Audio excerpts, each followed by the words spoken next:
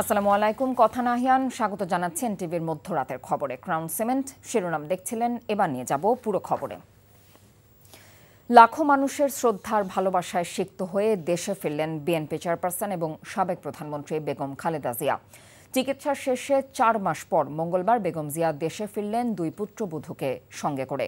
গুলশানের বাসভবন ফিরোজায় পৌঁছে নেতাকর্মী ও দেশবাসীকে শুভেচ্ছা এবং কৃতজ্ঞতা জানিয়েছেন বিএনপি প্রধান। বেগম জিয়ার দেশে ফেরা গণতন্ত্র উত্তরণের পথকে সহজ করবে বলে মনে করেন বিএনপি নেতারা। হাসান মাহমুদের রিপোর্ট। প্রিয় মাতৃভূমিতে এক অন্যরকম ফেরা। নিকট অতীতে নির্যাতন, বন্দিদশা আর নিপীড়নের খড়গে নিষ্পেষিত এক নেত্রীর জনতার ভালোবাসা নিয়ে ফিরে আসা। গণ অভ্যুত্থানে বদলে যাওয়ার সময়ে অনাগত রাজনীতির পালে নতুন পথ চলায় ঐক্যের আশা হয়ে যেন ফিরলেন বেগম খালেদা জিয়া। তাই তো নেত্রীকে বরণে পথে পথে মানুষের ফুলেল শুভেচ্ছা বার্তা। কাতারের আমিরের দেয়া রয়্যাল এয়ার অ্যাম্বুলেন্সে বেগম খালেদা জিয়া যখন প্রিয় মাতৃভূমির মাটি স্পর্শ করেন, তখন পথে পথে মানুষের দীর্ঘ অপেক্ষা। বিএনপি মহাসচিব মির্জা ফখরুল ইসলাম আলমগীর সহ দলের সিনিয়র নেতারা বেগম জিয়াকে বিমানবন্দরে উষ্ণ অভিবাদন জানান। আমরা মনে করি যে বেগম খালেদা জিয়ার এই উপস্থিতি, তার দেশে ফিরে আসা, এটা আমাদের গণতন্ত্রের উত্তরণের পথকে আরো সহজ করবে এবং দেশকে একটা সঠিক বৈষম্যহীন একটা পরিস্থিতির দিকে নিয়ে যেতে সহযোগিতা করবে। পরে তার দীর্ঘ গাড়িবহর মানুষের শুভেচ্ছায় সিক্ত হতে হতে রাজধানীর পথ ধরে এগিয়ে চলে গুলশান অভিমুখে। বিমানবন্দর থেকে কুড়িল বিশ্ব রোড হয়ে কাওলা, বনানী, গুলশানের পুরো পথ জুড়ে অবস্থান করা নেতাকর্মীরা আর সাধারণ মানুষ ভালোবাসা জানায় জাতীয়তাবাদী আদর্শের এই নেত্রীকে। গেল 1 দশকেরও বেশি সময় গুলশান 2 নম্বর সড়কের যে বাড়িকে করে রাখা হয়েছিল বিচ্ছিন্ন, নিঃসঙ্গতার শেকলে বন্দী, নির্জন, সেখানে এখন তুমুল উচ্ছ্বাস আর উদ্দীপনার বাঁধ ভাঙা আয়োজন। ফিরোজা আবারও ফিরেছে পুরনো রূপে। যে ফিরোজায় নিকট অতীতে গৃহবন্দী আর পরিবারহীন একাকী সময় কেটেছিল 3 বারের সাবেক প্রধানমন্ত্রী বেগম খালেদা জিয়ার, সেখানে তিনি এবার ফিরলেন 2 পুত্রবধূকে নিয়ে, সঙ্গে অগণিত মানুষের ভালোবাসা। বেগম জিয়ার গাড়িবহরকে স্বাগত জানাতে তখন সরগরম ফিরোজা। নেতাকর্মী আর সাধারণ মানুষের ভিড়ে জাতীয়তাবাদের নেত্রী ফিরলেন তার আপন নিড়ে। দীর্ঘ 4 মাস পর পুত্রবধূদের নিয়ে ফিরোজায় পৌঁছে দলীয় নেতাকর্মী আর দেশবাসীর প্রতি কৃতজ্ঞতা জানান বেগম খালেদা জিয়া। চিকিৎসা পরবর্তীতে ওনার শারীরিক অবস্থা আলহামদুলিল্লাহ অনেকটুকু উনি সুস্থ আছেন এবং মানসিকভাবেও উনি অনেক স্টেবল আছেন। দলের নেতাকর্মী এবং বিভিন্ন রাজনৈতিক দল ম্যাডাম আপনাদেরকে কৃতজ্ঞতা জানিয়েছেন। লন্ডনের চিকিৎসা নিয়ে কিছুটা সুস্থ হয়ে দেশে ফেরায় মানুষের উচ্ছ্বাসের পাশাপাশি প্রার্থনায়ও ছিলেন বিএনপি প্রধান। Hasan Mahmud, NTV news, Dhaka. এদিকে পথে পথে মানুষের শুভেচ্ছা অভিবাদনের মধ্য দিয়ে বেগম জিয়া বিমানবন্দর থেকে ফিরোজায় ফিরতে সময় লেগেছে দীর্ঘ 2 ঘন্টারও বেশি। বিমানবন্দর থেকে বাসভবন ফিরোজায় পথে পথে দলীয় নেতাকর্মীদের পাশাপাশি ছিল সাধারণ মানুষের ঢল। তৃণমূল নেতাকর্মীরা মনে করেন বেগম খালেদা জিয়ার ফিরে আসা প্রেরণা যোগাবে তাদের। নিয়ামুল আজিজ সাদেকের রিপোর্ট। 16 বছরের বেশি সময় রাষ্ট্রীয় শাসনের জাতাকলে পিষ্ট এক আপসহীন চরিত্র বেগম খালেদা জিয়ার রাজকীয় প্রত্যাবর্তন।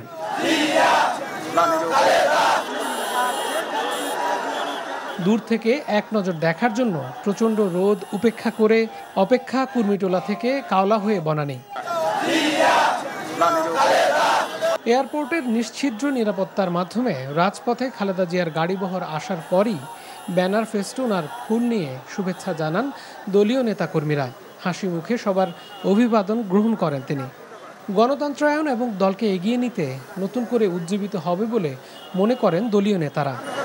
দেশনেত্রী বেগম খালেদা জিয়া আমাদের জন্য একটা অনুপ্রেরণা এবং আমাদের মাথার উপরে একটা ছাদ। এই খবর বাংলাদেশের রাষ্ট্রের জন্য অনেক আনন্দের, অনেক উৎসবের। এই স্বৈরাচারী হাসিনা পতন হওয়ার পরে আরো শক্তিশালীভাবে আগামী দিনে গড়ে তুলবেন ইনশাল্লাহ। দলের কর্মকাণ্ড, দলের মিছিল, মিটিং, সমাবেশে উনি আবার মাঠে নামবে। দেশে একটা স্বাভাবিক রাজনীতির পরিবেশ সৃষ্টি হয়েছে, এই দ্বারা অব্যাহত থাকবে, এটা আমরা প্রত্যাশা করি। আল্লাহ পাক যেন ওই সুস্থতা তাকে দেন, আমরা এই দোয়া প্রত্যেক মুহূর্তে করছি।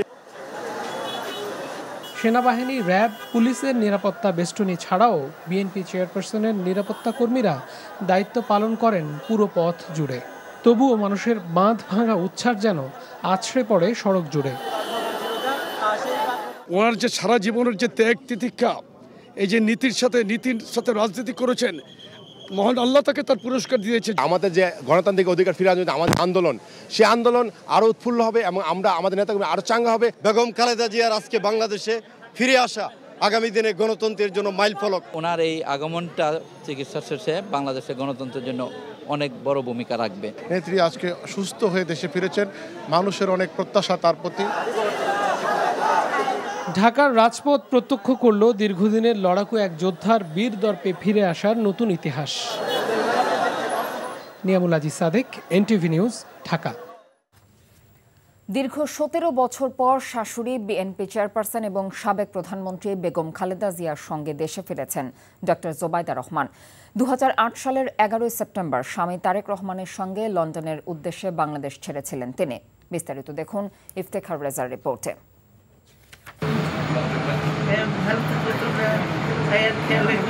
লন্ডনের হিথ্রো থেকে শাহজালাল বিমানবন্দর, সেখান থেকে ফিরোজা পর্যন্ত বিএনপি চেয়ারপারসনের সঙ্গী হিসেবে উজ্জ্বল উপস্থিতি তার পুত্রবধূ জোবাইদা রহমানের।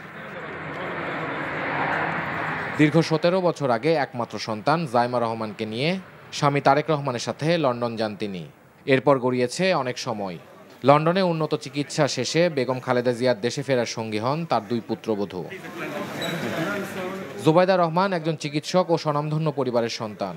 তা সত্ত্বেও রাজনীতিবিদ তারেক রহমানের স্ত্রী হবার কারণে তার উপরও নেমে আসে মামলার হয়রানির খড়গ।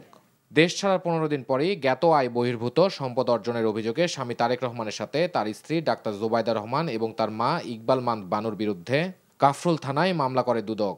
২০২৩ সালে দেয়া রায়ে ঢাকার একটি আদালত জোবাইদা রহমানকে ৩ বছরের কারাদণ্ড ও ৩৫ লাখ টাকা অর্থদণ্ড দেয়।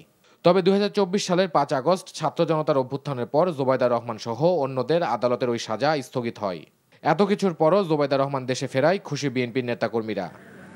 ডক্টর জোবাইদা রহমান আসছে, তিনি বাংলাদেশে খুবই অত্যন্ত সবার কাছে ঠিক ম্যাডামের প্রতিচ্ছবি। দেশনেত্রী বেগম খালেদা জিয়া ফিরছেন, তার সঙ্গে জোবাইদা রহমান ফিরছেন এবং শর্মিলী রহমান ফিরছেন।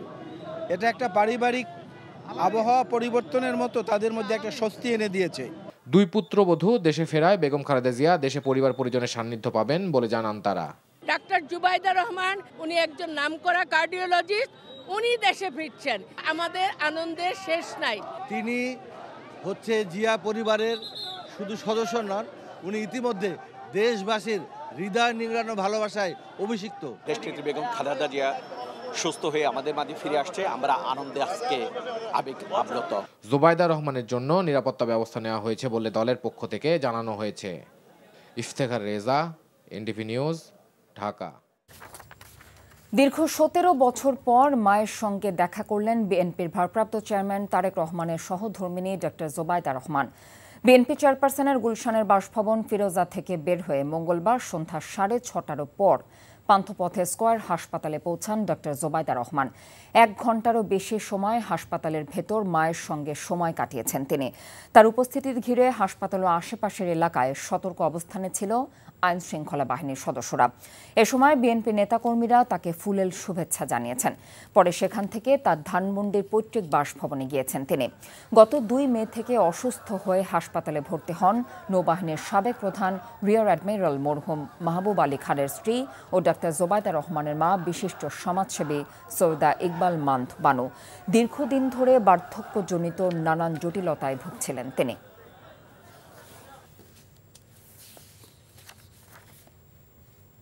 এবারে অন্য প্রসঙ্গ।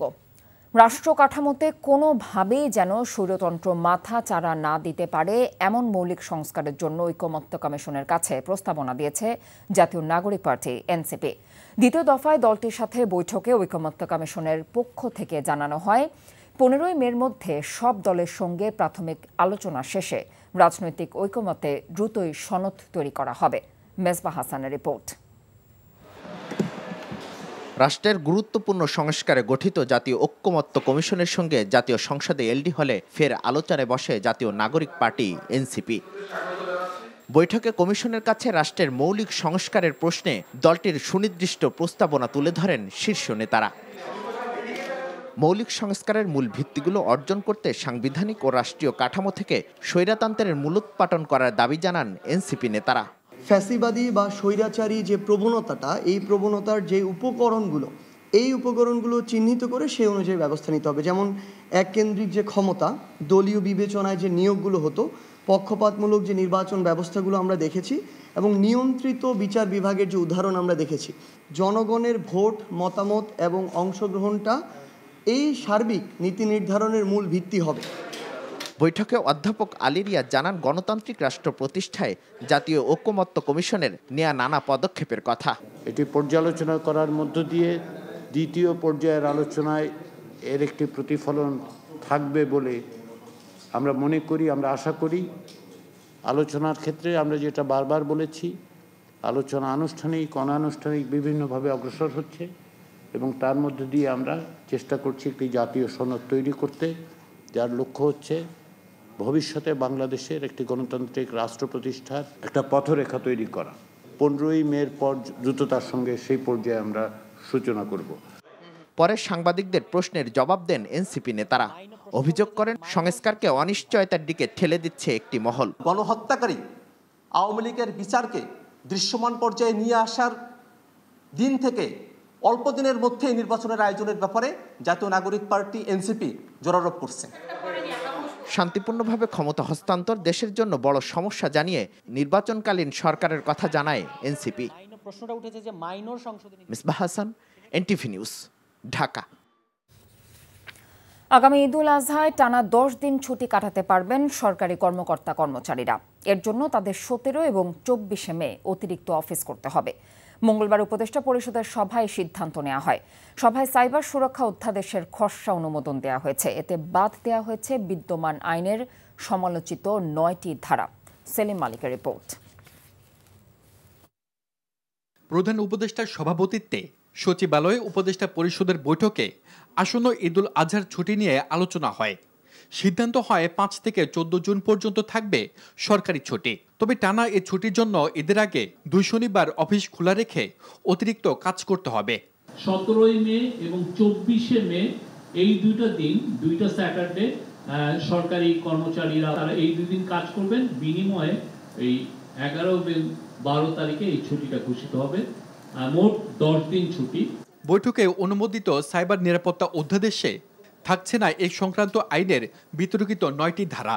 বৈঠক পরবর্তী ব্রিফিংয়ে এই কথা জানিয়ে আইন উপদেষ্টা ডক্টর আসিফ নজরুল জানান, এসব ধারায় হওয়া 95% মামলাই হয়রানিমূলক। 25 বার আমরা ড্রাফট চেঞ্জ করেছি। সবশেষে আমরা এই আইনের যারা সবচেয়ে বড় সমালোচক ছিল সিভিল সোসাইটি, তাদের সাথে 3 ঘন্টা একসাথে বসে ফাইনাল করেছি, চূড়ান্ত করেছি ড্রাফটটা। আজকে এটা উপদেষ্টা পরিষদের মিটিংয়ে উঠেছিল। তারপর সেখানে একটা অ্যামেন্ডমেন্টের সাজেশন আসছে, সেটাও আমরা করবো বলে সিদ্ধান্ত নিয়েছি। এটাও আপনার জাস্ট আমাদের ল মিনিস্ট্রির ভেটিংয়ের পর গেজেট নোটিফিকেশন হবে। হয়তো আপনার এই সপ্তাহের মধ্যে এটা চূড়ান্তভাবে প্রয়োগ হয়ে যাবে। 95% মামলা তদন্তাধীন যেগুলো আছে, বিচারাধীন আছে, সব বাতিল হয়ে। প্রস্তাবিত অধ্যাদেশে অনলাইন জুয়াকে নিষিদ্ধ করা হয়েছে। আর নারী ও শিশুর প্রতি যৌন হয়রানিমূলক কন্টেন্ট প্রকাশ এবং ধর্মীয় অনুভূতিতে আঘাত দিলে শাস্তির বিধান থাকছে। সেলিম মালিক, এনটিভি নিউজ, ঢাকা। বাংলাদেশ বর্তমানে একটি ক্রান্তিকাল অতিক্রম করছে বলে মন্তব্য করেছেন প্রধান উপদেষ্টা অধ্যাপক মোহাম্মদ ইউনূস। একই সঙ্গে তিনি আশাবাদ জানিয়ে বলেছেন, এই সংকট দীর্ঘস্থায়ী হবে না এবং তরুণদের সক্রিয় অংশগ্রহণের মাধ্যমে দেশ এগিয়ে যাবে। মঙ্গলবার রাষ্ট্রীয় অতিথি ভবন যমুনায় সফররত নরওয়ের বিভিন্ন রাজনৈতিক দলের তরুণ প্রতিনিধিদের সঙ্গে সাক্ষাৎকালে তিনি একথা বলেন। সাক্ষাতে প্রধান উপদেষ্টা বলেন, রাজনীতিতে সক্রিয় অংশগ্রহণে তরুণদের উৎসাহিত করছে সরকার, কারণ নীতি নির্ধারণে সক্রিয় ভূমিকা পালন করতে হলে তাদের রাজনীতির সঙ্গে যুক্ত হতে হবে। তিনি সফররত তরুণ প্রতিনিধিদের নরওয়ের রাজনৈতিক বাস্তবতা এবং তরুণদের অংশগ্রহণের হার সম্পর্কেও জানতে চান। প্রধান উপদেষ্টা বলেন, নতুন সরকারের অন্যতম প্রধান অঙ্গীকার হচ্ছে পদ্ধতিগত সংস্কার, আর সে লক্ষ্যেই কাজ করছে অন্তর্বর্তী সরকার। একটি সার্বভৌম রাষ্ট্র হিসেবে সীমান্ত সুরক্ষার জন্য ওপারে যেই থাকবে তার সঙ্গেই যোগাযোগ রাখবে বাংলাদেশ। কে কি বলল যায় আসে না, এমন মন্তব্য করেছেন প্রধান উপদেষ্টা, নিরাপত্তা উপদেষ্টা এবং রোহিঙ্গা সমস্যা ও অগ্রাধিকারপ্রাপ্ত বিষয়াবলী সংক্রান্ত বিশেষ প্রতিনিধি ডক্টর খলিলুর রহমান। মঙ্গলবার সন্ধ্যায় পররাষ্ট্র মন্ত্রণালয়ে আরাকান আর্মির সঙ্গে বাংলাদেশের যোগাযোগ প্রসঙ্গে সাংবাদিকদের প্রশ্নের উত্তরে তিনি এই মন্তব্য করেন। আরাকান যে নতুন প্রশাসন তৈরি হচ্ছে তার সকল স্তরে রোহিঙ্গাদের দেখতে চাই। যদি সেটা তারা না করেন, এটা হবে এথনিক ক্লিনজিং বা জাতিগত নিধনের একটা নিদর্শন, যেটা আমরা কোনোভাবেই সমর্থন করতে পারি না, আমরা কখনো সেটা করবো না। এবং এই কাজটি যদি তারা না করেন, তাদের সঙ্গে আমাদের কথাবার্তা চালিয়ে যাওয়া খুব মুশকিল হবে। অভিবাসন প্রক্রিয়া সহজ করতে প্রথমবারের মতো ইতালির সাথে সমঝোতার স্মারক সই করেছে বাংলাদেশ। বৈধভাবে আরও বেশি সংখ্যক কর্মী নেবার কথা জানিয়েছে ইতালি। মঙ্গলবার রাজধানী প্রবাসী কল্যাণ ও বৈদেশিক কর্মসংস্থান মন্ত্রণালয়ের অডিটোরিয়ামে দুদেশের মাঝে সমঝোতার স্মারক স্বাক্ষরিত হয়। ঢাকায় সফররত ইতালির স্বরাষ্ট্রমন্ত্রী মাতেও পিয়ান্তেদোসি জানিয়েছেন, বাংলাদেশ থেকে বৈধভাবে আরও বেশি সংখ্যক কর্মী নিতে আগ্রহী তার দেশের সরকার। প্রবাসী কল্যাণ ও বৈদেশিক কর্মসংস্থান উপদেষ্টা ডক্টর আসিফ নজরুল বলেন, বৈধ পথে যাওয়ার সুযোগের ফলে অবৈধভাবে জীবনের ঝুঁকি নিয়ে ইতালি যাবার সংখ্যা কমবে।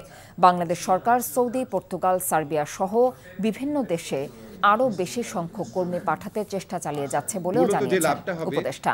এই যে অবৈধ পথে আমাদের অভিবাসীরা গিয়ে আপনার প্রাণনাশের ঝুঁকির মধ্যে পড়তো, সেখানে বৈধ পারিশ্রমিক পেত না, মাঝে মাঝে গ্রেফতার হতো, চলে আসতে হতো, এই সমস্ত যন্ত্রণা আশা করি অনেকাংশে উপশম হবে। সৌদি মন্ত্রীর সাথে আমার কথা হয়েছে, ওইখানে যারা অবৈধভাবে থাকছেন, যেসব বাংলাদেশি নারী অভিবাসী রেমিটেন্স যোদ্ধারা আছেন, নারীদের ক্ষেত্রে ওনারা বৈধ করার একটা প্রক্রিয়া শুরু করে দিয়েছেন অলরেডি।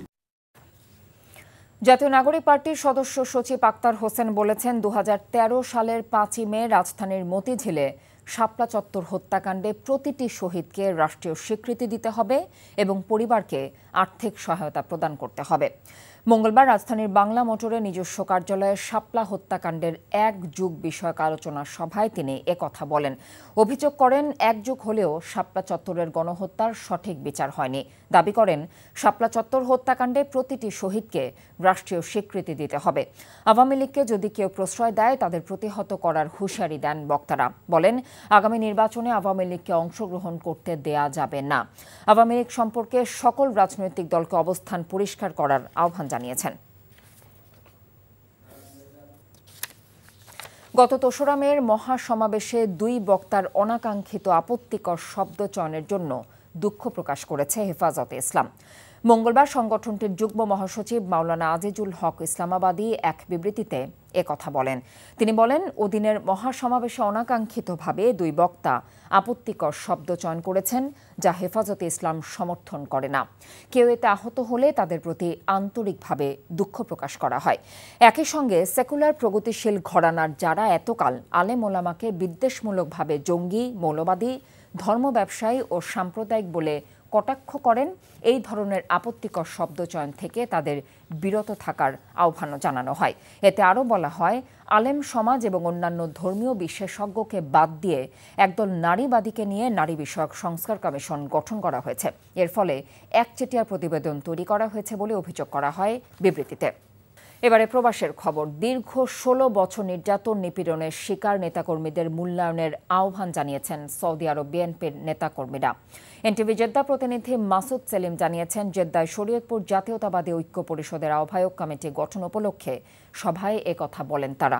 সভায় আহ্বায়ক নির্বাচিত হন ইব্রাহিম মিয়া, সিনিয়র যুগ্ম আহ্বায়ক হিসেবে এরশাদ প্রাদানিয়া, যুগ্ম আহ্বায়ক সেলেমান ব্যাপারী, জাকির সরকার, সদস্য সচিব মোহাম্মদ খোকন, সদস্য নূর আলম ব্যাপারী নির্বাচিত হন। আগামী 3 মাসের মধ্যে পূর্ণাঙ্গ কমিটি গঠন করার আশা ব্যক্ত করেন নেতারা। সভায় বেগম খালেদা জিয়ার দীর্ঘায়ু কামনায় দোয়া করা হয়। প্রবাসে দেশের ভাবমূর্তি ও মর্যাদা রক্ষায় সকলকে ঐক্যবদ্ধভাবে কাজ করার আহ্বান জানিয়েছেন সৌদি প্রবাসী সাংবাদিকরা। পূর্বাঞ্চল সাংবাদিক ফোরামের অভিষেক ও সাংস্কৃতিক অনুষ্ঠানে কথা বলেন প্রবাসী গণমাধ্যম কর্মীরা। অনুষ্ঠানে সভাপতিত্ব করেন সৌদি পূর্বাঞ্চল প্রবাসী সাংবাদিক ফোরামের সভাপতি SH হেমায়েত। পরিচালনা করেন ফোরামের সাধারণ সম্পাদক আব্দুল্লাহ আল মামুন। প্রধান অতিথি ছিলেন প্রবাসী সাংবাদিক ফোরামের প্রধান উপদেষ্টা আব্দুল্লাহ আল মামুন। প্রধান বক্তা ছিলেন প্রবাসী সাংবাদিক ফোরামের প্রতিষ্ঠাতা সভাপতি ফারুক আহমেদ চান। উপস্থিত ছিলেন পূর্বাঞ্চল সাংবাদিক ফোরামের প্রধান উপদেষ্টা আরাকান শরীফ, সাংগঠনিক সম্পাদক জসিম উদ্দিন হৃদয় সহ অন্যান্যরা। কুয়েতে খুলনা টাইগার্স ফুটবল ক্লাবের বর্ষপূর্তি উপলক্ষে আলোচনা সভার আয়োজন করা হয়। এনটিভি কুয়েত প্রতিনিধি আলামিন সরকার জানিয়েছেন, সংগঠনের সভাপতি SK হাফিজুর রহমানের সভাপতিত্বে ও ওয়াসিম সানির সঞ্চালনায় প্রধান অতিথি ছিলেন বাংলাদেশ ফুটবল অ্যাসোসিয়েশন সভাপতি মোর্শেদ আলম ভূঁইয়া। বিশেষ অতিথি ছিলেন প্রকৌশলী ফরিদ উদ্দিন, ফুটবল অ্যাসোসিয়েশনের উপদেষ্টা বিমল কান্তি রায়, লিটন মিয়াজি, ফুটবল অ্যাসোসিয়েশনের সাধারণ সম্পাদক কুরবান আলী। ক্লাবের বর্ষসেরা খেলোয়াড়ের পুরস্কার পান মোহাম্মদ মোহর এবং মোস্ট ভ্যালুয়েবল খেলোয়াড়ের পুরস্কার পান মোহাম্মদ রাফিন।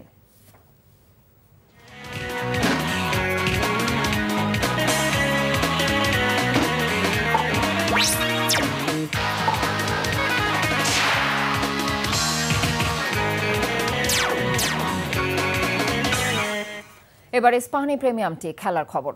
অবশেষে বাংলাদেশের হয়ে খেলার অনুমতি পেলেন কানাডিয়ান প্রবাসী ফুটবলার সামিত সোম। মঙ্গলবার ফিফার ডিসিপ্লিনারি কমিটি ছাড়পত্র প্রদান করেছে তাকে।